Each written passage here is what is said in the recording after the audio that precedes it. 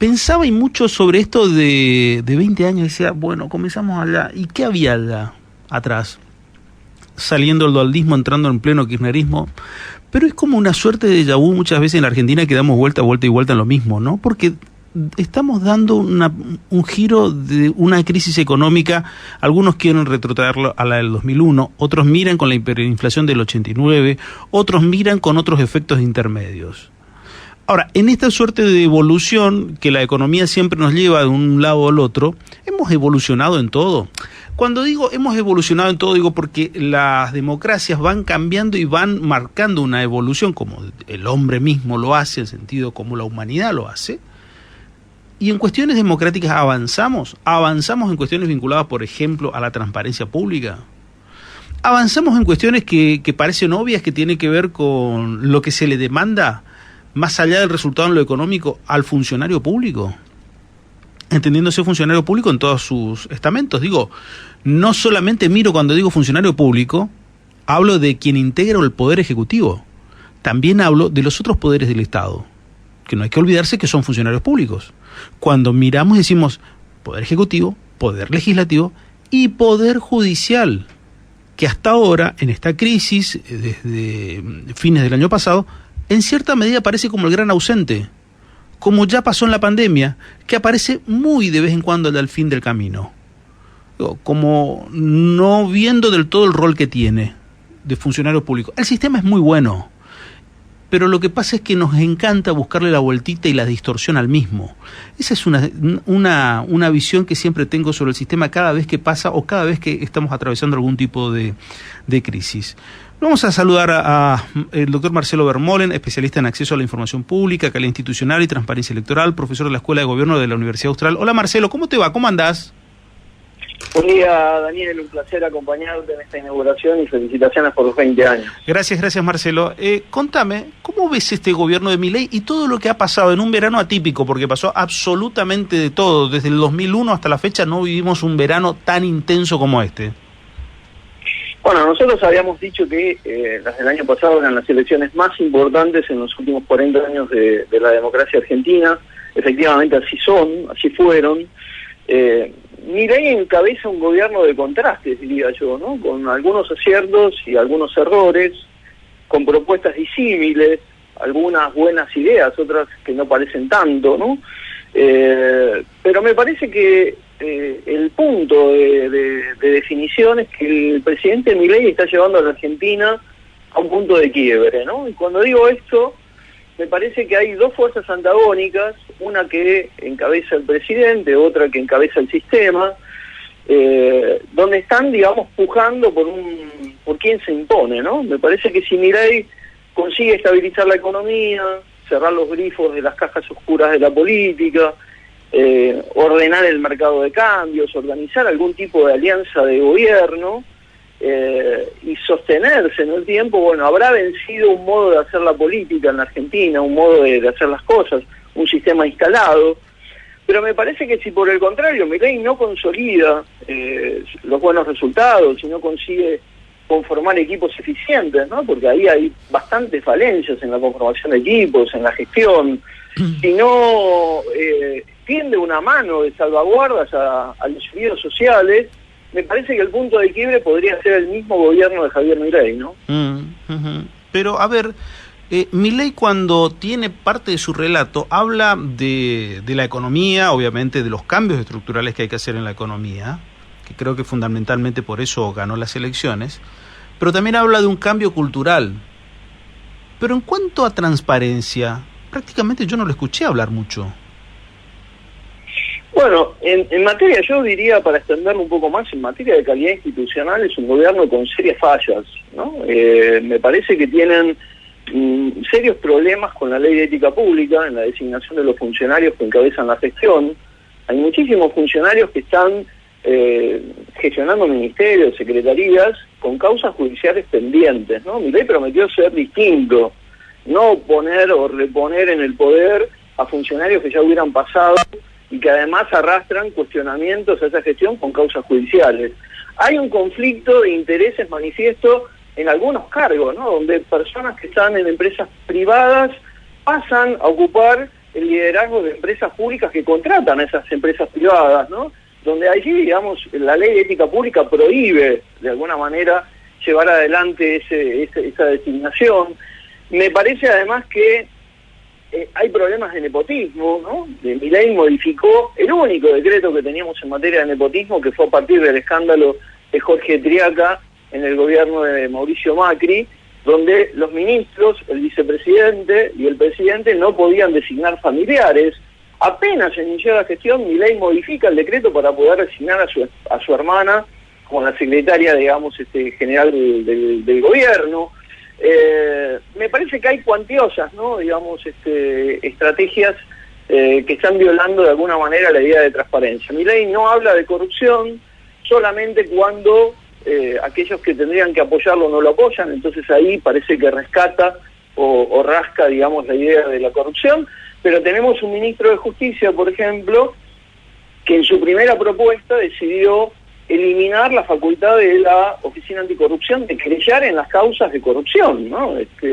Cosa que luego fue modificado en el dictamen que llegó, digamos, a la Cámara de Diputados y por presión de la oposición.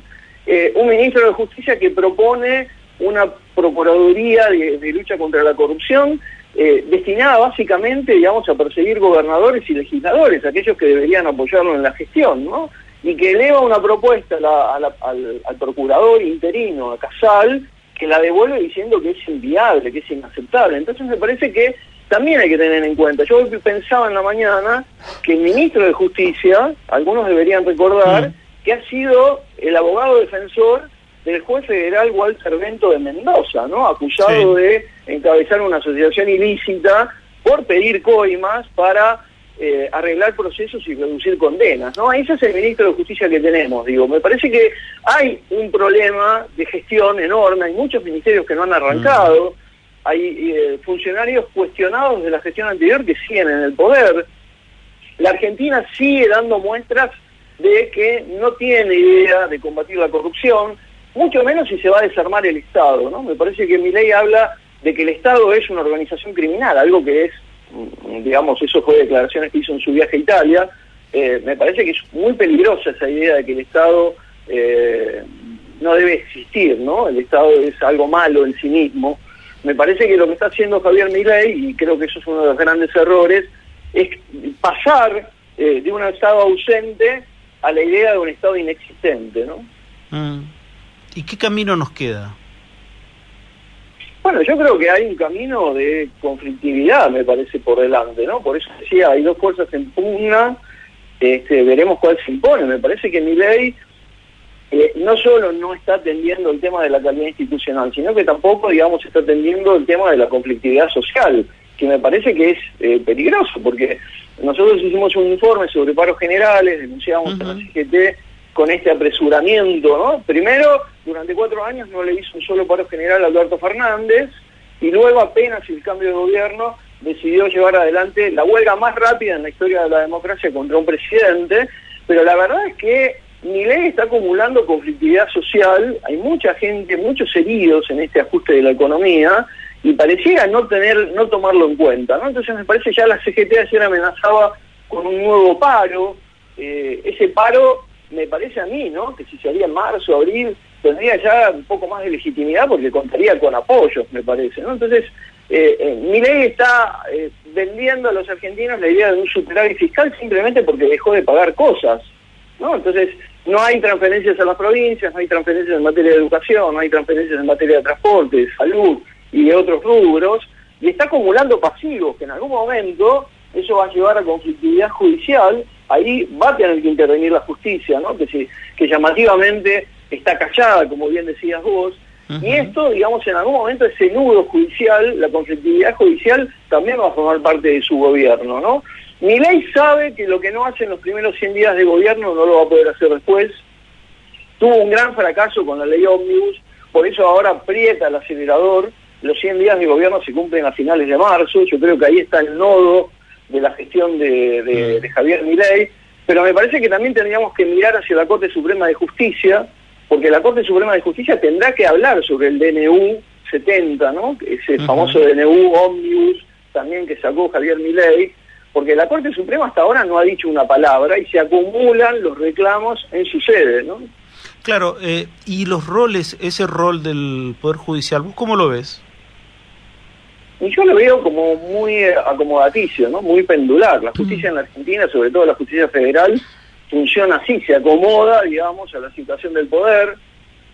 Me parece que lo han dicho en off algunos titulares de la Corte Suprema, que iban a dejar primero actuar al Congreso, ¿no? Si el Congreso legitimaba lo que estaba haciendo Milei o no. Está claro que el Congreso no lo legitimó, que Milei va por nuevos decretos. No se puede gobernar con un frente de guerra, con un país gobernado, digamos, ignorando, digamos, a la Cámara de Diputados y a la Cámara de Senadores, al Congreso.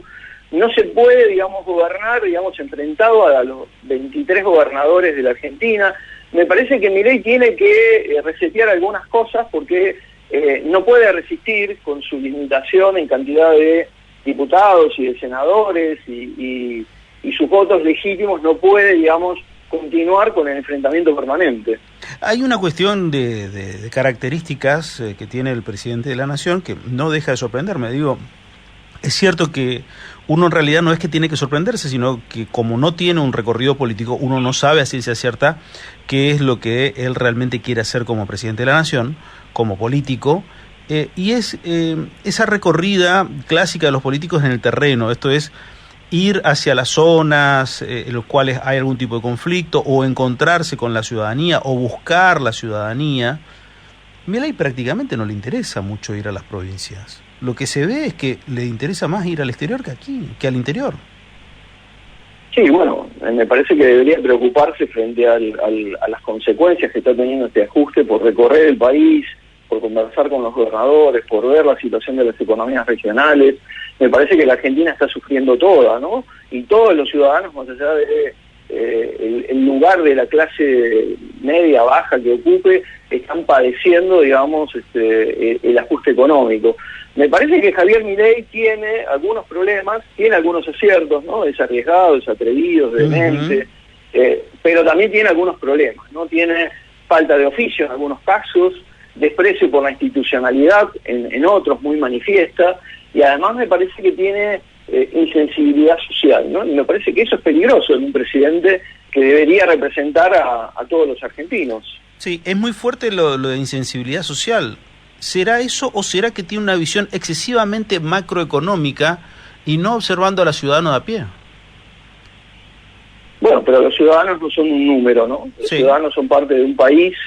Él necesita que los argentinos lo apoyen, digamos, en la continuidad de su gobierno, sobre todo porque no tiene, digamos, legitimidad suficiente, más allá del balotaje, por supuesto, pero digo, en materia de representantes en las cámaras y, digamos, representación en las provincias, es un gobierno nuevo, gobierna la nación, no tiene mayorías legislativas, necesita no solo del apoyo de la ciudadanía, sino de la construcción de alianzas con algunos sectores de la oposición, ¿no? A mí me parece que Milei tiene que tener muchísimo cuidado, porque aquellos que lo apoyaron rumbo al balotaje podrían empezar a abandonarlo, son votos prestados, ¿no? Milei tiene un núcleo del 30% de apoyo, que es el que tuvo en la primera vuelta. Digamos que hay un 70% de argentinos que no lo votaron en primera instancia, ¿no? Y que algunos de ellos, de los que sumaron en el 54% que obtuvo, podrían ir abandonándolo en la medida que él no muestre, digamos, comprensión, contención y acompañamiento. Vos sabés que en eso que contaste me ocurrió una anécdota particular. Hablando con alguien del oficialismo aquí a nivel provincial, le digo, bueno, pero el argumento principal de Milei es que tiene la legitimidad de los votos.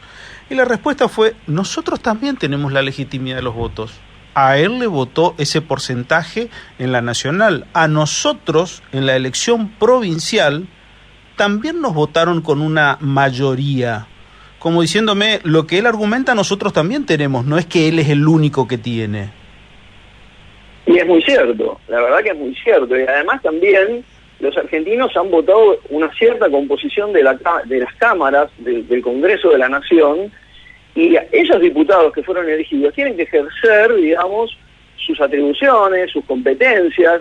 Es muy fácil decirle a Milei, renuncien, digamos, a muchas de sus funciones y hagan la delegación, digamos, a favor del presidente, porque estarían incumpliendo con el mandato de la sociedad, ¿no? Entonces, digo, todos tienen algún grado de razón, y la Argentina no se puede gobernar, digamos, en el enfrentamiento. Si Milei no tiene el atributo de compensar, a conciliar, a consensuar, a dialogar, va a tener serios problemas en el gobierno. Marcelo, un abrazo y que tengas un gran año. Gracias. Gracias por la invitación. Un abrazo, gracias. Marcelo Bermol en el contacto con nosotros, docente de la Universidad Austral.